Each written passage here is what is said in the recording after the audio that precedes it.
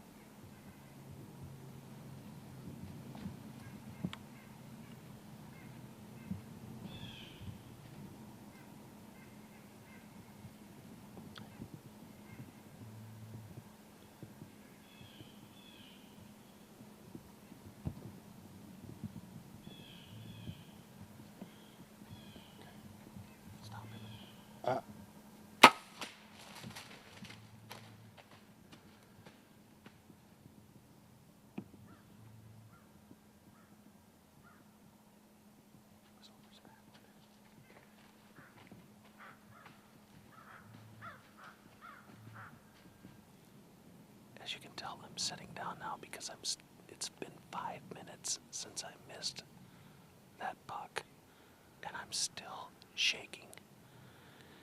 Even my cameraman is shaking. That ain't the wind that's moving that camera. That's him. He's shaking. But that's what's exciting about a whitetail encounter. The funny thing about that is I made 3 mistakes on that deer. 2 were avoidable. 1 wasn't. The first mistake was I didn't quite think out the yardage. It happened so fast, but most times what you need to do is when you sit in your stand, and it helps me a lot, is I need to envision just about every possible shot or shooting lane and then figure out the ranges on that shooting lane itself. I don't like carrying a rangefinder with me. I think that's too much movement when you're bow hunting, but that's just me. But, you know, in that instance, that deer was 20 yards, maybe 18 yards from us.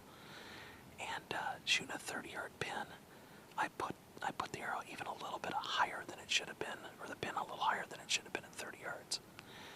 The second mistake that I made was I didn't pick a very good spot. I didn't even think about the spot. And that's most of the time when I'm shooting targets, I say to myself, pick a spot, pick a spot, pick a spot, pick a spot. The third mistake that I made, and this is the unavoidable one, is I got jacked. I got excited. And I'm still shaking. You know, in hindsight's 20/20, I'm kind of glad I missed the deer. You know, not because we missed an opportunity to harvest a whitetail on film, which would have been my first whitetail on film, but when the deer spun and looked at us, his horns were inside of his ears. He had about a 12 or a 13 inch spread, maybe 14 inches, but I doubt it. And I don't think that deer would have quite gone pulp and young. And that, again, that's the goal that I've set for myself out here. So, you know, maybe I might have just missed it on purpose, you know.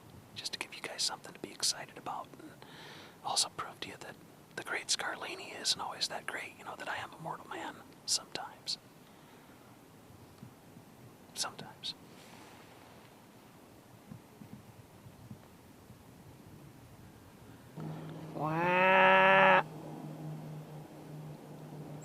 It's pretty weak, don't believe it. Give me your grunkle. There he is. There he's right over there.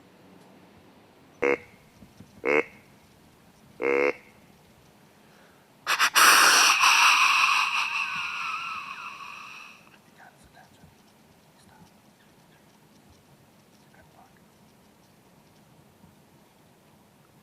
Should do another snort piece. Yeah.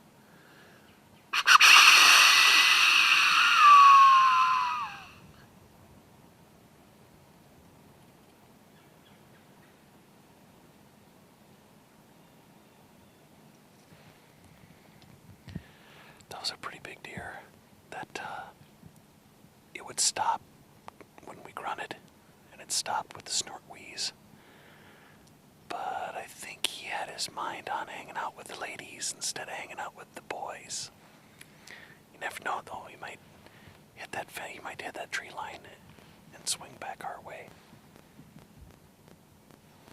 This has been incredible. That's the 12th buck I've seen today. And I think it's only the second one that I couldn't have thrown an arrow at. I say throw an arrow because, of course, you saw me miss the one earlier. I used to say I could have shot, but I'm going to rethink that position here after missing that deer today. This is incredible. We had a little bit of a lull during the afternoon when you typically would expect it, right from about, I only saw one buck from 1 o'clock until 4. And now it's a little after 4. The wind's finally laying down. And these deer are going to start moving again.